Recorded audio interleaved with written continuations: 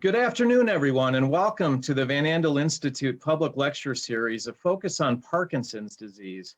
I'm Steve Ozinga, Philanthropy Director at Van Andel Institute, and I'm glad you're able to join us virtually today for presentations highlighting the Institute's groundbreaking work in Parkinson's disease research. Today, we are joined by two VAI scientists, Dr. Patrick Brundin and Dr. Darren Moore, both renowned experts in the field of Parkinson's research, especially the growing evidence that suggests that Parkinson's has a strong genetic component and may have roots in many systems and areas of the body. Dr. Patrick Brundin investigates molecular mechanisms in Parkinson's. His goals include developing new therapies aimed at slowing or stopping disease progression or repairing damage. He is one of the top cited researchers in the field of neurodegenerative disease and has 35 years of experience studying neurodegenerative diseases, Parkinson's disease pathogenesis, and therapeutic neural transplantation into people with Parkinson's. He was also among the first to articulate the prion-like hypothesis of Parkinson's, which describes how abnormal proteins related to the disease spread from cell to cell in the brain, causing cellular damage that perpetuates Parkinson's. In addition to managing his laboratory at Van Andel Institute and serving as director of the Institute Center for Neurodegenerative Science, Dr. Brundin is the co-editor-in-chief of the Journal of Parkinson's Disease, a member of the World Parkinson's Coalition Board of Directors, and chair of the International Link Clinical Trials Committee, which aims to repurpose already approved drugs to treat Parkinson's. Our second presenter today is Dr. Darren Moore. Dr. Moore seeks new diagnostic and treatment approaches for Parkinson's by investigating the inherited form of the disease, which accounts for 5 to 10% of the cases. He aims to translate the understanding of these genetic mutations into better treatments and new diagnostic tools for Parkinson's, both inherited and non-inherited. Discoveries from Dr. Moore's lab routinely illuminate the faulty molecular interactions that transform healthy functioning neurons into diseased ones. In 2014, Dr. Moore joined the faculty at VAI as an associate professor in the Center for Neurodegenerative Science and was promoted to professor in 2017. His lab is interested in understanding the biology and pathophysiology of gene products associated with inherited Parkinson's disease. Dr. Moore is recognized as an international leader in the field of cell biological mechanisms underlying Parkinson's. Additionally, he serves on multiple committees for the Michael J. Fox Foundation and National Institutes of Health. He serves as an associate editor for the Journal of Parkinson's Disease and is a founding member and awardee of the new Aligning Science Across Parkinson's Collaborative Research Network. So during these presentations, if you find yourself with any questions, please submit them via the chat function or hold on to them when we begin the Q&A session later on in this call. So now let's begin today's program. Please join me in welcoming Dr. Patrick Brundin and Dr. Darren Moore. Thank you so much, Steve. I'm now going to share my screen. This is Patrick Brundin. It'll take a couple of seconds. Let's see. Right, so here you see the title of my presentation today, and you may find this an unusual title. It's What Comes Before Parkinson's? And I hope that you will all understand what I mean by this title. The presentation is divided into 3 parts. First, I'm going to discuss what is Parkinson's disease, very briefly, just to give you an introduction. Then I'll talk about when, how, and where does Parkinson's disease start? And finally, I'm going to discuss briefly what we can gain from understanding prodromal Parkinson's disease. So let's begin with a very brief introduction. What is Parkinson's disease? And I know many of you are familiar, either by being affected yourselves or having a loved one who has this disease. But nonetheless, I think it is worth spending a little bit of time just to set the stage. The classical symptoms in Parkinson's disease are those that affect the motor system. So slowness of movement, that's called bradykinesia with a fancy word, things such as difficulty speaking, so vocal symptoms. Muscle rigidity is a classical feature Tremor is another one that I think many of you are familiar with. And the more advanced disease includes walking or gait difficulties. There's also something called dystonia, which is also affecting some people. That's a repetitive muscle movement, and it will twist and adapt strange positions. So those are the classic motor symptoms. And they are primarily due to loss of a small group of nerve cells that are normally located here in the substantia nigra, which means the black substance. And you can see this is a normal brain. In the Parkinson brain on this side, the black substance is almost disappeared. And that's why the primary treatment, L-DOPA, works, because this is a drug that is a precursor of dopamine and replaces some of the dopamine that would have been produced by these cells. But there are also other symptoms in Parkinson's, not just the motor ones, a lot of non-motor symptoms, changes in behavior, feeling of depression, for example, anxiety, loss of sense of smell, changes in sweating, constipation, and even pain. And they are probably not all due to this loss of cells, but they're actually probably related to the appearance of protein aggregates called Lewy bodies. These protein aggregates, you see this pink thing here is a Lewy body, they're inside nerve cells, and you can find them all over the brain. And the interesting thing is, as the disease progresses, they start in a small area of the brain, or two areas here near the nose and in the brainstem, but as it progresses, they spread throughout the brain. And that's an important part of today's presentation, because these Lewy bodies probably contribute to a lot of these non-motor symptoms. All right, let's get to the core of the presentation today. When, how, and where does Parkinson's disease start? And let's start with the when. For most people, Parkinson's disease starts when they visit the doctor and have a tremor or a stiff arm, and the doctor says, you have Parkinson's, we're going to try a drug, and the patient will get better after a few weeks, and the diagnosis is formally stated in the medical history. But in reality, this event, the appearance of these symptoms, slowness of movement, rigidity, and tremor, that's actually quite late in the whole disease process. It's the time when the diagnosis is made, but prior to that, there is a long period of symptoms that we call the Parkinson's disease prodrome.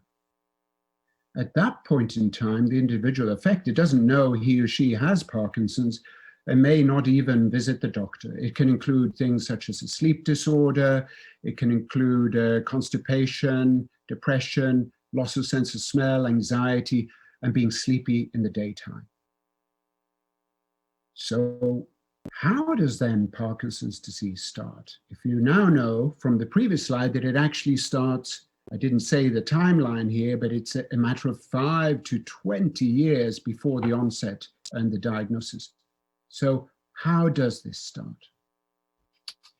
Well, Dr. Moore will talk about the cases where there's a clear familial inheritance, those that have a genetic cause, and they're about 5 to 10% of all cases. So if you look at a group of 10 patients here, one of them has a gene that causes Parkinson's disease, and he'll explain a lot about this. This is a very interesting and instructive area of science. We learn a lot about the disease from this. However, the other people who have the disease, the other 9 out of 10, they carry genes that increase the risk for Parkinson's, but perhaps only in the order of a 20 to 25% increase in risk, something like that, depending who they are. Some maybe have very little increase in risk, but they also have experienced something else. So if we look at these individuals, the ones that Dr. Moore will talk about over here, the rare familial forms, but the ones who only have a genetic risk, slight risk, they probably have to experience another insult or two. And those insults could be things such as environmental toxins or possibly infections. And I'm going to describe a little bit about this now. And I was preparing this talk a few days ago, and I decided to change it last night, because last night I came across a fascinating report. I knew, or we know in the field, that infections might contribute to Parkinson's disease. But last night I came across this report saying that there are now cases where COVID-19 has been coupled to a sudden onset of Parkinson's disease. And this particular report was, or isn't even published yet. It's coming out on October 1st, but I saw it online last night. It describes one such individual who developed Parkinson's, which was confirmed using a brain scan within a few days or weeks of having a severe COVID-19. And I thought this was amazing, and I actually went on Twitter and we talked about it, and then I heard about another 2 cases. So now there are at least 3 cases in the literature, and I'm sure there'll be more. Now, this is probably not exactly the same as the Parkinson's that most people get. We don't really know what the nature of the changes in these people's brains are because they're all alive. We can only look at brain scans, but it's telling us that maybe infections are important. So what then happens at the molecular level? And these are cells, nerve cells here in a brain, and in the brain, they're not just nerve cells, but they're also supporting cells, the purple ones. And the particular ones in this diagram are supporting cells that are involved in inflammation and the immune response, such as the response to a virus. And we've known for many, many years that inflammation occurs in Parkinson's, but we kind of thought it was due to the cells dying, and it was a response to the disease. Now, from genetic evidence, from microscopic examinations and neurochemistry, we've learned that those immune cells are activated possibly before the nerve cells die. And possibly they are actually one of the causative factors in many patients. Another source of the how Parkinson's starts could be this Lewy body protein called alpha-synuclein. That protein is normally in all the nerve cells, but it forms these aggregates in Parkinson's disease, and the ones we call Lewy bodies. And what we've learned is that the disease might get worse by these aggregates moving from one cell to another. And as a result, the disease will spread. If you remember the picture I had of those little brains at the bottom of one of my slides, in the beginning, the Lewy bodies are in discrete areas, but the more advanced the disease is, they're all over the place. So that was how Parkinson's disease starts and when it starts. So 5 to 20 years early, and maybe it involves inflammation in those cases where there isn't clearly familial inheritance. Inflammation might be important due to toxins or viruses. Where does it start? And that, of course, is interesting, because if we understand where it starts, we might learn more about the disease process. And let me remind you of this diagram again, showing the Parkinson's disease prodrome. And look at 2 of the boxes, 2 of the types of symptoms that occur early: constipation and hyposmia. Now, hyposmia means loss of sense of smell. I think those 2 observations are clues as to where some of the origins of Parkinson's could be. So if we look again at the 5 to 10% of the familial forms and the ones who have the risk genes and the toxins, possibly, we should ask ourselves exactly where is then the disease starting? And my answer is, we don't really know, but we have clues from the idea that it could be the nose and it could be the gut. So if we look here, I've put in red different areas of the body where there have been suggestions that the disease, like Parkinson's or Parkinson's plus or MSA, another type of disease that we may discuss in our Q&A session, where they might start. And one of the most interesting areas that's popped up clearly is the nose and the gut. And you can imagine then if it starts in the nose, the disease will then spread from the nose into the brain, and you can see the red stuff coming in the top left-hand corner, and it'll spread according to specific pattern. But if it starts in the gut, it may spread in a different way. And if you look at all the other brains now, I'll show you, it could spread from the bottom up, or it could spread maybe actually other routes, more of the brainstem, and not get so far to the front of the brain. So I think we've learned something from the fact that constipation and loss of sense of smell are very common in the prodrome. And it's telling us that places like the gut and the nose could be starting points. Now, what do we gain from this? How can this help somebody who already has the disease? And I think that's a very legitimate question. I'm going to illustrate that by a couple of studies and also some clinical evidence that support these studies that have been done in mice. We were interested a few years ago if we could create an animal model where the olfactory system is the starting point. So the nose is the starting point. And we decided to try to trigger a Parkinson-like state in a mouse using protein aggregates, specifically the protein alpha-synuclein. And we were interested if we could get this progressive pathology, so it spread from the nose to the rest of the brain. And we're fortunate in that the mouse has a very large olfactory system. It's this part of the brain here. Proportionally, it's much larger in a mouse than it is in a human because mice really use their nose a lot. So it's easy for us with microsurgery to target this region. And we therefore injected this misfolded version of alpha-synuclein, the protein found in the Lewy bodies, into the nose of mice or into the olfactory system. And then we followed over several months, up to 2 years, how it spread through the nervous system. And interestingly, we saw that it spread all over the place. This is a computer-generated figure showing where we found Lewy bodies after 1 year. And it followed the neural pathways, the connections from the nose to the rest of the brain. It led to deficits in olfaction. So the mice behaved like a person with prodromal Parkinson's disease.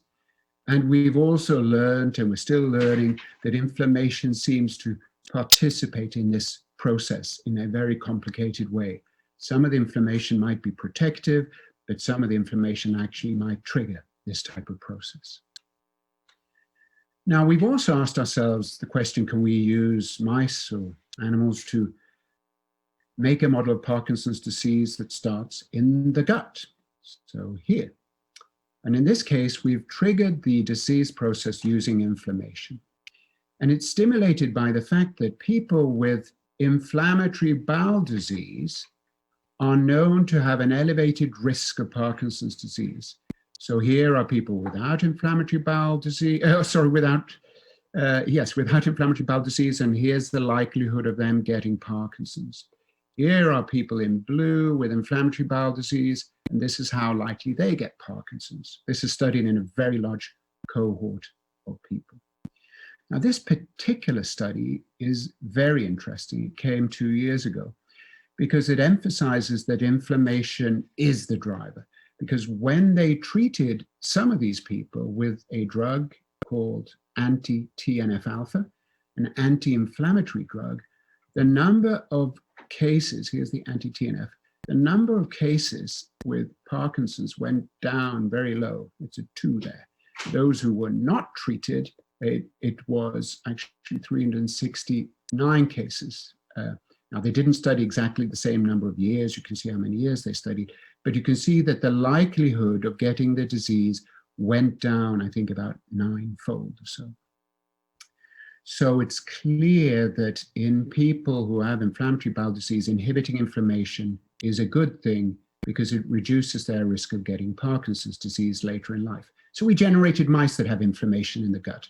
We gave them a drug called dextran sodium sulfate, DSS for short, and they got this at 3 months of age. And then we waited because we knew from the clinical studies that I just showed you that you have to follow these individuals for many years, actually, for the Parkinson's to develop. So in the mice, we couldn't wait for several years, but we waited initially up till 12 months of age, and nothing happened. So here are the animals with DSS treatment, and here are the animals that just got water, and there's no difference between these 2 sets of brains. And we plotted that with a nice diagram here. You see that they look exactly the same. However, when we waited until the mice were 21 months of age, so 18 months after they'd had the insult, the colitis, 18 months after colitis, a massive difference. Compare this to this, or compare, for example, these brain sections here to these. These are Lewy bodies and something we call Lewy neurites. So we learned that inflammation in a mouse in the gut can trigger Parkinson-like damage after several months. Even more fascinating, when we looked in the substantia nigra, the black substance where the dopamine neurons are located, we saw that when they had been treated with DSS, the amount of brown staining here, you see this here, these two sections from mouse brains, was much, much lower than in animals that had just received water.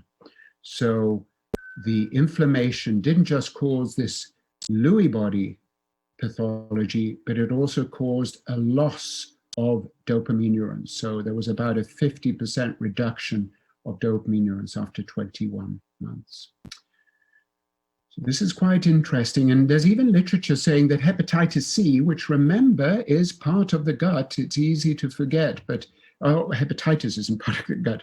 Hepatitis affects the liver, but remember that the liver is actually part of the gut, and it has the same nerves that are joined to the brain as the rest of the gut. And we know that hepatitis C is associated with elevated risk for Parkinson's disease, so it's a risk factor. Many studies in many countries, in the UK, Israel, I think in Taiwan even, there are many different studies that have been done confirming this. Now, once again, interestingly, when treating people with hepatitis C so they have less inflammation by killing off the virus with modern antiviral therapies, you can lower the risk of Parkinson's disease such that it goes down dramatically. And once again, the effect takes about 10 years before it's evident because this is such a slow disease process. So I think this whole idea that the gut and the organs joined to the gut could be involved as trigger points for the disease is kind of compelling. So I hope you now know roughly what Parkinson's disease is, and that it can start 5 to 20 years before the formal diagnosis. Inflammation, these protein aggregates might be involved, and it could start in places like the nose or the colon or other areas of the gut, and we frankly don't know if there are other organs that could be starting points. It can also start in the brain, but these are kind of more interesting new revelations. So what are we gaining from all of this knowledge? Well, we think this might lead to new therapies. First of all, if we can diagnose people much earlier, let's say 10 years before, we can say to somebody, you have a 99% risk of getting Parkinson's. It might be easier to prevent or slow the disease progression. So they may actually never need L-DOPA. They may never have problems with movement. They will have loss of sense of smell. They might be constipated. They might have sleep disorder, but at least we could arrest it much earlier. But the other thing is, there are now several clinical trials going on based in part by the knowledge we now have that inflammation is important, the knowledge we have that protein clumps are important, and the knowledge we have that changes in the gut could be important. So people are actually trying to change the gut environment by giving certain types of bacteria that will populate the gut. We're all full of bacteria in the gut, that's normal. But they're trying to give bacteria that might reduce inflammation. So all of that, I think, is very important. And just to illustrate how important we as a research field think this whole concept of prodromal Parkinson's disease is, and how important it might be in the future, next week, the J. Van Andel Award for Outstanding Achievement in Parkinson's Disease Research will be given to Dr. Daniela Berg from Germany and Dr. Ronald Postuma from McGill in Canada. They were the two scientists that sort of pioneered and spearheaded the effort in trying to understand this whole concept of prodromal Parkinson's disease. And it's really only 10 years old. They led and co-chaired a committee starting in 2010, trying to identify signs that were associated with prodromal disease. So it's quite remarkable, and we're very fortunate that they will be coming to our virtual conference next week. You can still register at this conference. If you go to www.grandchallengesinpd.org, you will find this web page. And until tomorrow afternoon, it's still possible to register. It's free. We have actually over 600 people already from all over the world participating. And if you're particularly interested in this, and if you have the disease yourself or are a relative, we have the scientific session, which is all about when and how does Parkinson's start, sort of what I've been talking about, but in much greater detail. There can be 15 speakers. But then there is also a session for people who are more directly affected by the disease themselves called Rallying to the Challenge. And that's also free. You can be in one or the other room and you can go back and forth between these two virtual rooms and hear presentations. So with that, I'd like to thank you all for listening, and I look forward to questions later today.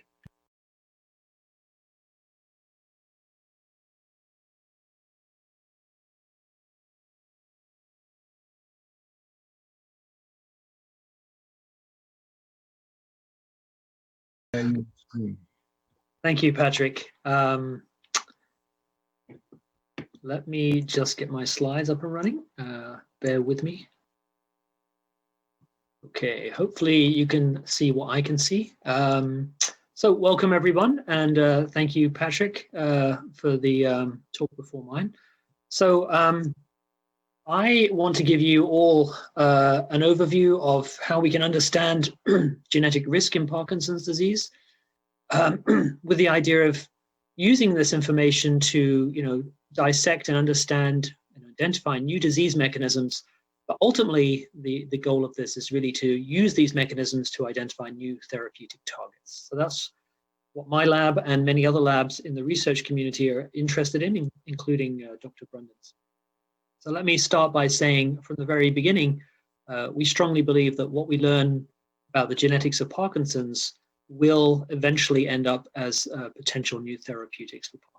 So we think this is probably not just for those inherited cases, but also for the vast majority of cases. So that's why we think this is an important area of research.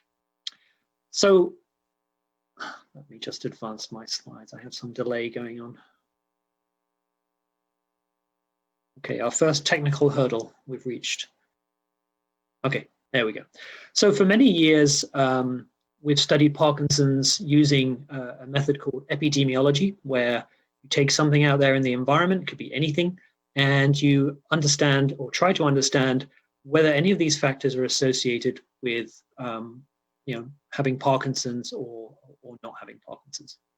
And so this has led to the idea that probably the most prominent risk factor for disease is age. So increasing age, old age, is a major risk factor for Parkinson's disease.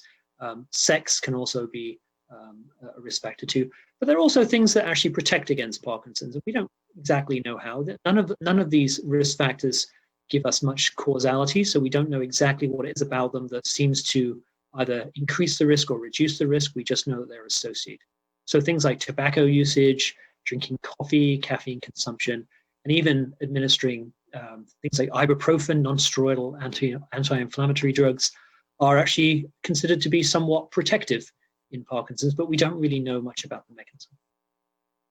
So this was until essentially genetics came along in the last 2 decades. And so now we understand that there are many genes that give rise to, or that acquire mutations that give rise to Parkinson's disease in some families.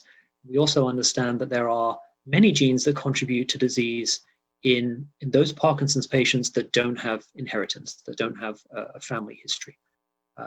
Again, my slides are stuck, so let's see if I can advance them. I'm not quite sure why.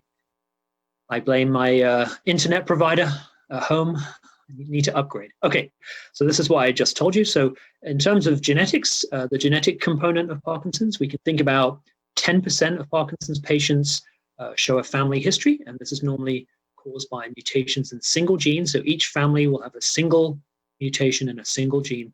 And then the remaining portion of Parkinson's, we can think about multiple genes contributing, but at a very small level.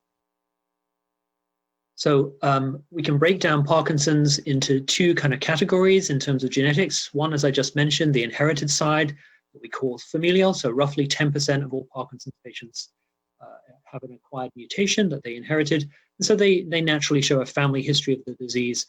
And as I'll tell you in a second, there are around 15 genes that we've identified so far that we work on to try and understand how these mutations give rise to disease. We think about what we call sporadic disease. So this is the more common form. So what we typically think of as being the non-genetic form. This is actually now known to be at least contributed by variation. And this is something I'll explain in a second.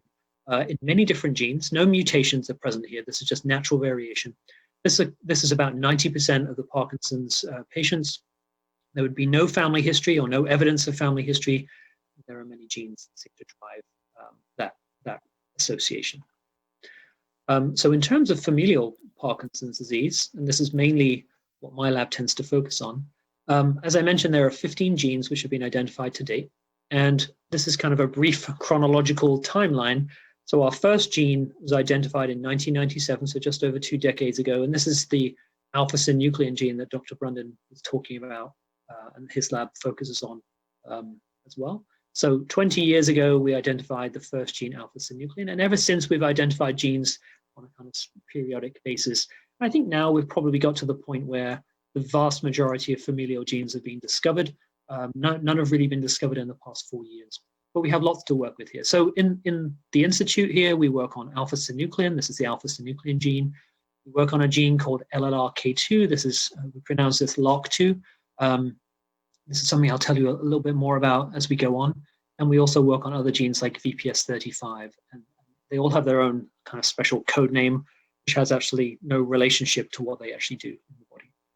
So these are a collection of genes that we know in certain families cause Parkinson's disease, and they do it in different ways. So we have many genes here listed. You can see if you inherit one copy of a mutation from either your mother or your father, that's what we call dominant disease, and you will develop Parkinson's disease in your lifetime. These are very rare. That's why I really want to emphasize.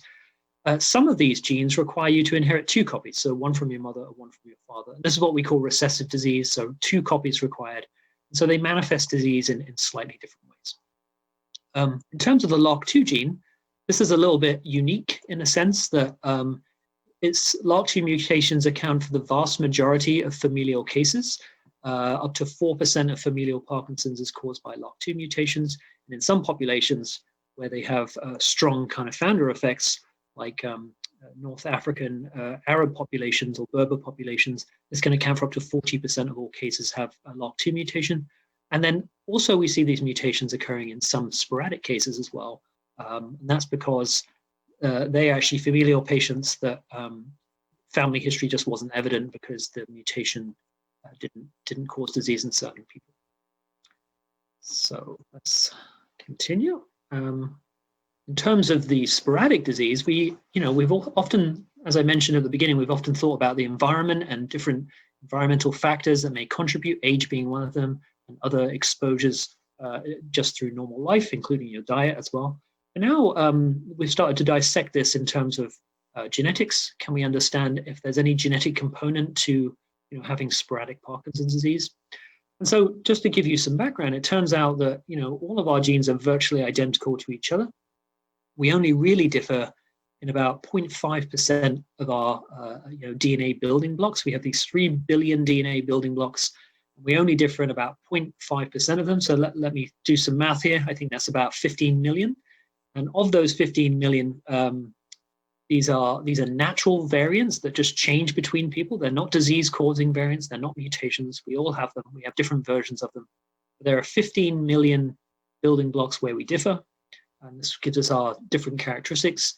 And if we take those, half of those, about 8 million of those variants, around 90 of them we now know are associated with the risk of Parkinson's disease. So this can both be positive and negative. So some can actually increase the risk and some can reduce the risk.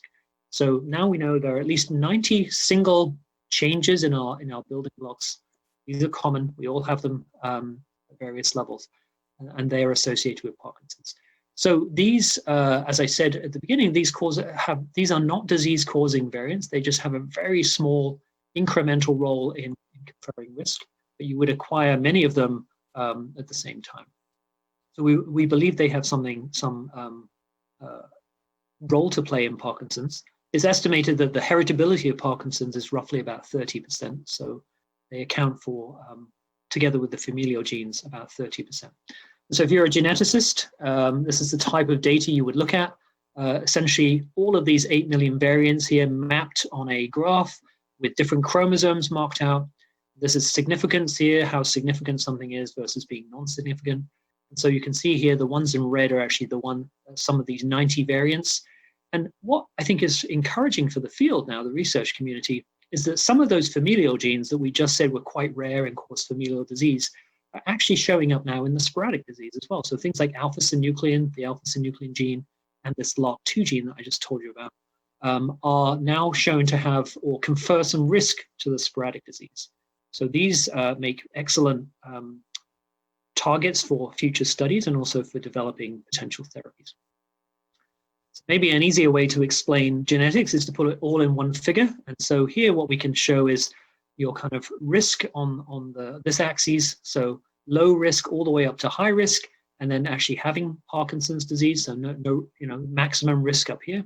And then along this axis, we have the frequency in the population. So I told you these variants are very common. We all have them, but they have a very low impact on your risk for Parkinson's disease. So what these are really useful for now is studying pathways and cellular pathways to try and identify key pathways that are functional or dysfunctional in Parkinson's. Some of the familial genes up here in red, they're very rare, as the graph indicates, but they actually cause Parkinson's disease in your lifetime in most cases. And so these have a very high risk burden, but they're actually quite rare. Then we have some genes in the middle which are kind of unique. These are kind of very strong risk factors. Okay, so they're not rare or common. They're somewhere in between, and they impart a kind of medium to high risk. And again, LRRK2 is one of them. So LRRK2 appears in 3 places here. It's a familial gene, it's a common variant, and it's a strong risk factor. Alpha-synuclein is also coming up in 2 different places. So these are why these are probably 2 of the more popular genes to study at this point to try and develop therapies for all Parkinson's patients. GBA, as I will mention at the end of my talk, is a kind of unique factor in that there are no real disease-causing mutations in GBA. This is just considered a very strong risk factor for disease of medium frequency in general populations. This is also now a very interesting drug target. So how do we and others in the research community study these genes and these, the impact on disease? Well, we start off kind of with a very simple idea, which is genes, the sole function of a gene is to give rise to a protein. All genes encode proteins, and those proteins are what do mediate the normal business within our cells of humans. And so they have a normal function. They're required on a day-to-day basis for various cellular functions. In a Parkinson's, at least familial case, we have a gene that has a mutation. You inherit a mutation. That then makes a mutated protein, and that protein will adopt an abnormal function. And so our real simple focus here is to try and understand the difference between the normal protein and the abnormal protein. What is it doing differently, and how can we prevent that from happening? So this is the kind of question we ask in brain cells and animal models. How can we differentiate the normal from the mutant protein? What does it do? Why might it be killing these brain cells? It sounds simple in principle, but it can be complicated. To do this, we make a variety of different disease models, different organisms to try and recreate some of the pathology or aspects of the pathology of Parkinson's disease. So we can make models that look a little bit like the disease and then work out how we can kind of overcome them with therapeutic or genetic interventions. In the case of the LRRK2 protein that we work on in my lab, we've managed to show over the years, we've worked on this for about 16 years now, from the very beginning since it was identified. We've been able to show that it's abnormally active and it has increased activity. And this seems to be fundamental for killing brain cells, particularly neurons. And now we're starting to identify and work with pharmaceutical companies to identify potential therapies that can actually turn off this activity and restore normal function. So here's an example again of this is what the LRRK2 protein would look like if we could schematically draw the different protein domains, which all have unique functions. But what you need to know here is that LRRK2 is essentially an enzyme which has substrates and mediates functions in the body. So what we try to do in the lab is use rodents as well as simple organisms like the baker's yeast, that you use for baking, and also invertebrate organisms such as Drosophila, the fruit fly, the common fruit fly, and the nematode worm, which is a microscopic worm called C. elegans. And so we ask very simple questions in these models. Some of them have brains, some of them have neurons. Yeast don't really have any of those things, but they're useful for other functions. So we try to develop disease models. We look at some of the brain pathology and cell death that this LRRK2 gene can cause if we introduce it into these organisms. We explore how LRRK2 is abnormally active in different types of brain cells, kind of the where and the how. We assess its enzymatic function. What does it do? What substrate does it act upon? And then we look at how LRRK2 interacts with other genes and other proteins in a cell. So it doesn't operate, no proteins operate alone. They operate in a large complex mixture. So we ask how, when, and where does LRRK2 interact with different proteins? How does it relate to other things like alpha-synuclein and other genes like GBA? And also, what can we determine about its structure and function and those kind of basic studies. And finally, we use screens in our lab to identify modifiers of LRRK2. Can we find things that can actually prevent this protein from killing and damaging nerve cells? All right. So my slides have frozen up yet again, and I don't know why, but I will keep talking anyway. Okay, what is going on here? Oh, there we go. We're moving. Okay, thank you. Sorry. Okay, so here's an example from my lab. We have used, like I said, a small microscopic worm called nematode. It's called C. elegans, rather creepy looking, but it's microscopic. It's about 1 millimeter in length. You really do need an actual microscope to see this thing. And we can actually introduce the LRRK2 protein into the nervous system of this worm, into its neurons, and into those neurons that Dr. Brundham mentioned, these dopaminergic neurons, which are fundamentally important for Parkinson's and for maintaining normal movement.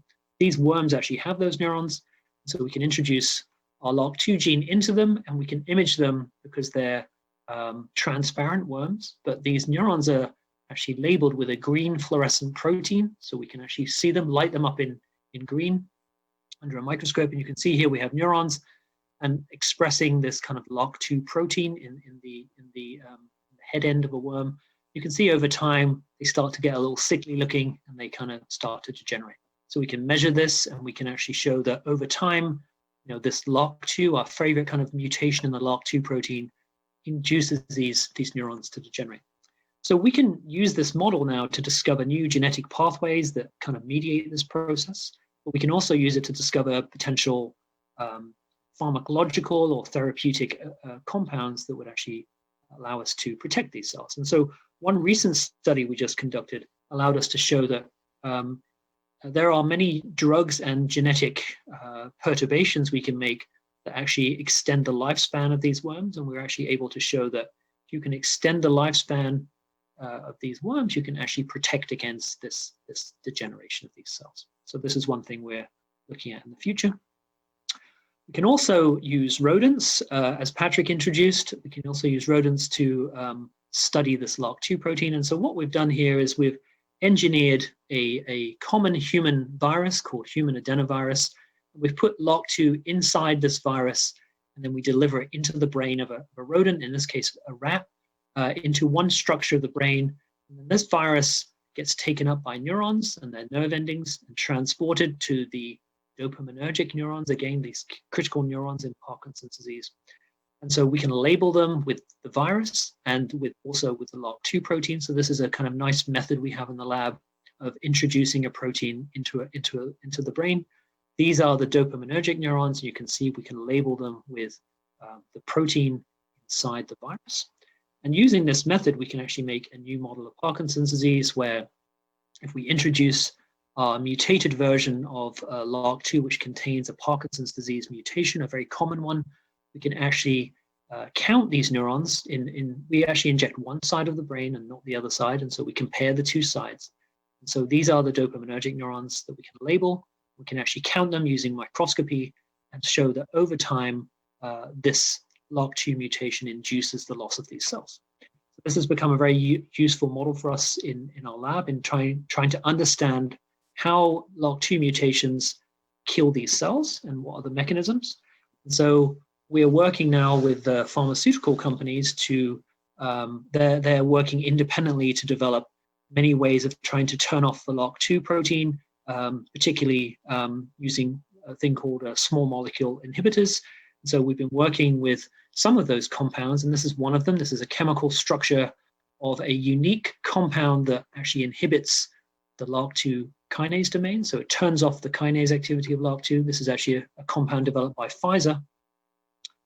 And many pharmaceutical companies now have these and getting ready for clinical trials.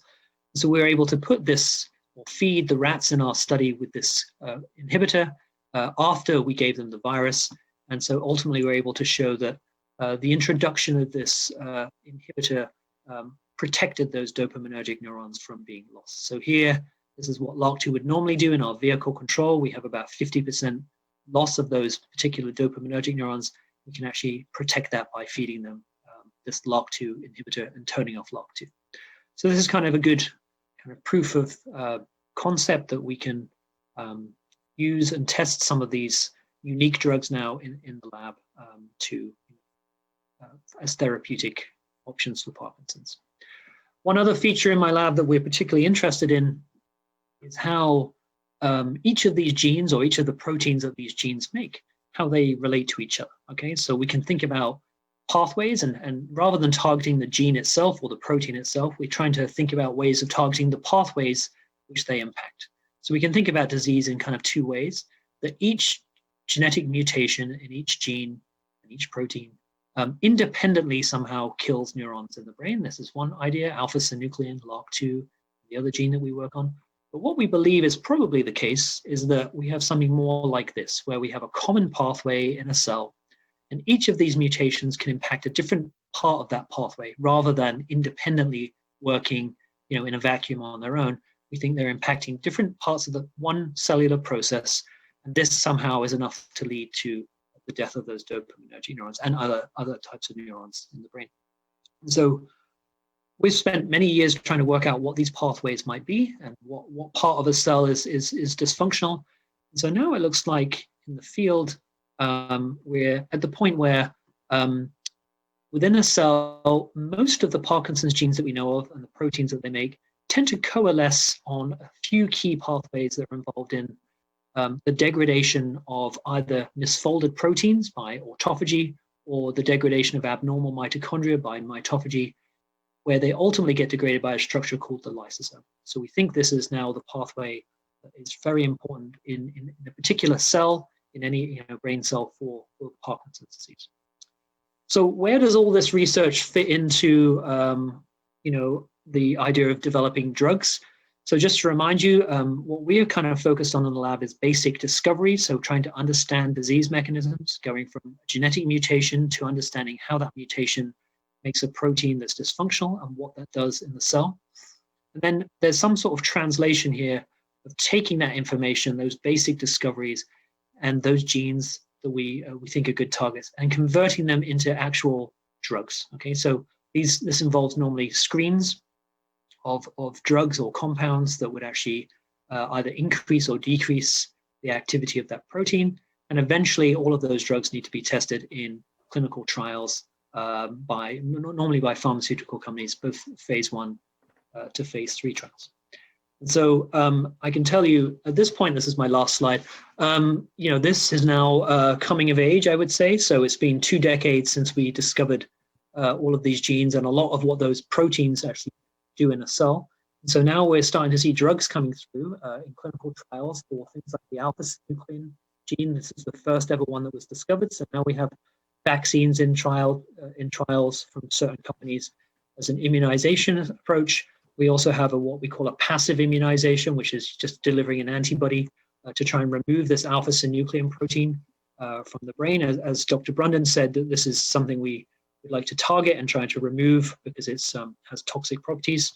GBA, as I mentioned at the beginning, now has many different approaches involving either drugs or actually just gene therapy to replace the actual gene in the brain of humans, which is in clinical trials. As I just mentioned, LRRK2 inhibitors now finally also making it to the clinic. And then a new approach, which is actually removing LRRK2 from the central nervous system using something called antisense oligonucleotides. This is now starting a phase 1 trial. So with that, things look, I think, really quite promising. These are drugs that are in trials, but there are many drugs that are in preclinical development that are coming through that are incredibly exciting for the field. And we have immense hope, both Dr. Brundon and I, that some of these will make it through and actually have a big impact on people's lives. So with that, I just want to thank my team. I don't work alone. I work with a talented team of individuals who do all the research in our lab. And with that, I will thank you and hand over to, I think, the general question. Dr. Moore, we have about 7 minutes left and 7 questions have come in through the chat box. So we'll go through these rather quickly. First one I'm going to ask to Dr. Brundon. How hopeful are you with the current clinical trials in slowing the spread of Parkinson's disease? That's a difficult question. On a scale of 1 to 10, I guess I'm on a 7 to 8, hopeful. And this is a lot more than I would have been 10 years ago when I would have been on a 2 or a 3. I don't know if that gives you a good answer. The exciting thing today, which is different to 10 years ago, is that there are so many trials ongoing and they target different mechanisms. Darren Moore illustrated some of them in that last slide. So some are on that aggregated protein, some are on inflammation. And the fact that they target so many different mechanisms, I think increases the likelihood that at least one of these will work.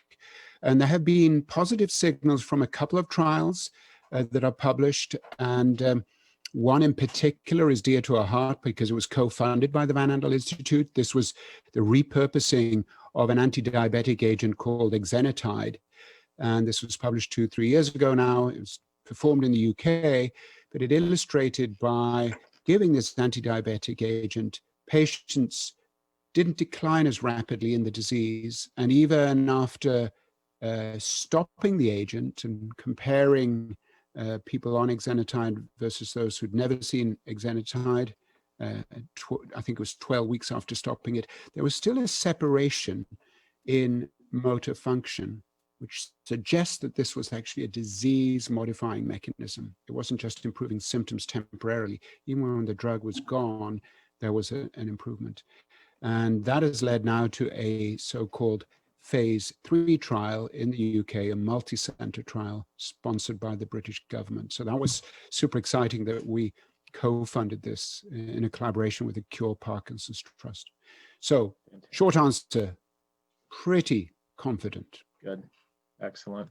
Dr. Moore, next one is for you. We've heard about Parkinson's plus. Is this included in Parkinson's disease? There doesn't seem to be that much work going on in that disease. If you could elaborate on Parkinson's plus, please. Yeah, that's a good point. So Parkinson's plus is kind of not really a separate disease as such. It's more Parkinson's disease plus some additional atypical symptoms. So many of the genes that I talked about, or maybe I didn't talk about, many of them actually call Parkinson's plus syndromes. And so I can say that there is actually a huge amount of work going on into those genes, what they do, and again, how you can develop therapeutics. So, these are typically quite rare forms of Parkinson's. But, there is certainly, a lot of research happening right now. Okay. Therapies are coming through for some of them, but again, they're in preclinical development. I could maybe add that there will be a webinar entirely devoted to one of these Parkinson plus diseases called multiple system atrophy, MSA. It's sponsored by a Detroit-based patient organization called Defeat MSA. So if you Google Defeat MSA, you can probably register. It's on Saturday, so just a couple of days from now. and there are updates on the diagnostics and potential therapies. Actually, exenatide will be tested in MSA, that other anti-diabetic agent that has been tried in Parkinson's. Great, thank you. Question for you, Dr. Brunden. Can you please touch on the recent Michigan State University study about using diamond devices and measuring dopamine in the brain before a diagnosis of PD? You're going to have to help me. What did you say? What devices? Diamond devices. It was a recent Michigan State study that came out. I have missed that. What was the diamond part of it? So I don't know if anybody's heard. I apologize. I must have missed that. But to measure dopamine in the brain of living patients? Correct. Yeah, before a Parkinson's diagnosis. Yeah. I don't know of this particular study, but there are a variety of ways of measuring dopamine function in the brain of people before they're diagnosed even. And these are using brain cameras typically. So they're called PET or SPECT. And then you have to inject a chemical into the blood of the patient. And this chemical then will send out a signal the camera can detect. And it'll give an estimate of how many of the dopamine neurons are still functional, still there. Okay. Maybe this is in the same vein. Maybe this is a PET or a SPECT study. I'm not sure. I think that study's a little too recent, actually, for us to have read it. Yeah, I think I just saw the press release for this this week, actually. So it was a few days ago. Yeah. Yeah. Yep. Okay. Okay. 4 more questions. Dr. Moore, are there theories about Parkinson's disease starting to apply to PSP? Yes and no, I guess. There are similarities between those diseases. Some of the genes actually overlap. So there's some indication that the tau gene, which I didn't talk about today, is heavily involved in PSP. So any tau therapy we develop for one disease could be easily used for another disease. That's the hope anyway.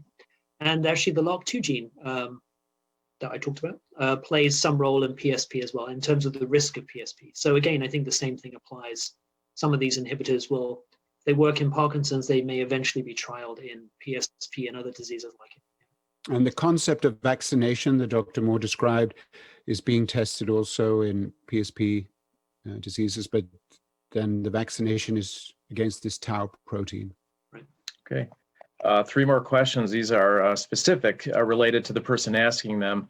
Do we need to start an anti-inflammatory maintenance protocol if we have been exposed to carbon monoxide, needing ICU care, even if we haven't had a diagnosis of Parkinson's disease or palsy in family records? I'll let Patrick take that one. Well, that's a difficult question. So, of course, there is no evidence that an anti-inflammatory regimen would help people who've been exposed to carbon monoxide. The type of brain damage that is associated with carbon monoxide is not identical to Parkinson's. So the answer is, I don't think we can give an answer to that. Okay. In general, I can say that anybody who pursues an anti-inflammatory strategy in their lives, that could be through healthy diet and exercise, is likely to do better. And I'm saying this in general terms. It's less risk for type 2 diabetes, less risk for Alzheimer's, Parkinson's, and so on. But the hard evidence for this is lacking because it's very difficult to conduct such studies. You have to monitor people for decades, and you have to know that what they write in their questionnaires is absolutely true, even 10, 20 years later, that they've remembered what they did. Okay. So these are difficult studies, but anti-inflammatory strategies are probably good. Okay.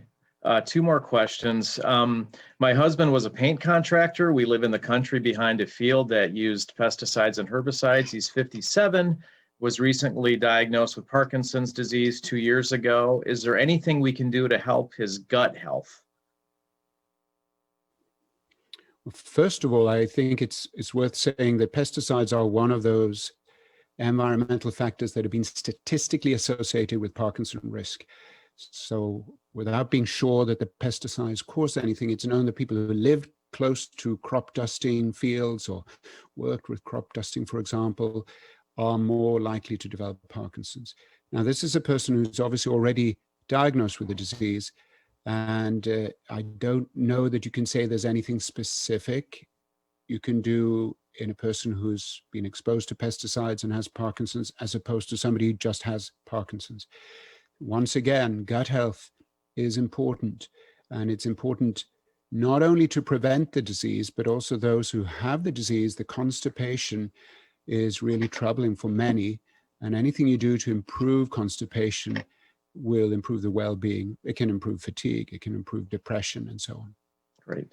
Thank you. And Dr. Moore, last question for you. I'm a person with Parkinson's disease. I'm also a caregiver to a disabled adult child. Frequently, I have disruption in my sleep overnight because I'm assisting my son a few times a night. Will lack of sleep and this type of breakup of sleep, will this affect the progression of Parkinson's disease? That's a good question. I don't think there's any evidence that disrupted sleep is directly going to accelerate the disease or affect the progression. But I think there is evidence that disrupted sleep is generally not, particularly healthy and should be avoided if possible. But no, I don't think so. Maybe Dr. Brundon could weigh in on this if he's heard anything different. Yeah, so this is an interesting question. This is the issue of cause and effect. It's clear that people with Parkinson's disease, without having something that wakes them up in the night, themselves have poor sleep. And I mentioned this is even before the onset of the disease. And it's clear that a certain type of sleep disorder called REM sleep behavior disorder is associated with a 90 to 95% risk of Parkinson's or Lewy body dementia within 15 years. So sleep and neurodegenerative disease are linked in some way. We don't really understand how. And just as Darren said, we don't really know if you can slow the progression of somebody who already has Parkinson's by having excellent sleep hygiene, as we call it, that you don't drink coffee and you go to bed early and you try to avoid disturbances. Okay. So we really don't know. But it's a very important area to study in the future. And I know that this is going to be a hot research area in the coming 10 years for sure. And this is one of those prodromal symptoms that Patrick was talking about. So it's, it's on there on the spectrum occurring 10 to 15 years before, you would go to the clinic for movement problems. So. And the REM sleep behavior disorder that I mentioned, it is something that you can't diagnose yourself. It has to be done through a sleep clinic. However, the signs are typically that the individual lives out his or her dreams, and that can be violent dreams. And typically the spouse or the sleeping partner will know that an individual has something that looks like REM sleep behavior disorder, but the individual, him or herself, will not know. They might wake up next to the bed because they fall out of the bed, but they have no idea that they're doing this. But it has to be diagnosed by a sleep specialist. Okay. All right. Well, thank you, everyone, for those fantastic questions. Thank you, everyone, for joining us today. I'd like to once again thank Dr. Brundon and Dr. Moore for their presentations and insights today. Also want to remind you once again of the grand challenges that Dr. Brundon mentioned in his presentation. That is next week, and you can find information about that on our website. Again, I'd like to thank all of you for taking the time today. I invite you to stay active and engaged in the great work happening at Van Andel Institute. We continue to provide hope for those affected by Parkinson's, cancer, and many other diseases. Please visit our website, vai.org, sign up for our mailing list, like us on Facebook and Instagram to keep up to date. But thank you once again for attending virtually. We hope to see you again virtually or in person as soon as we can do that, and have a wonderful rest of your afternoon. Thank you.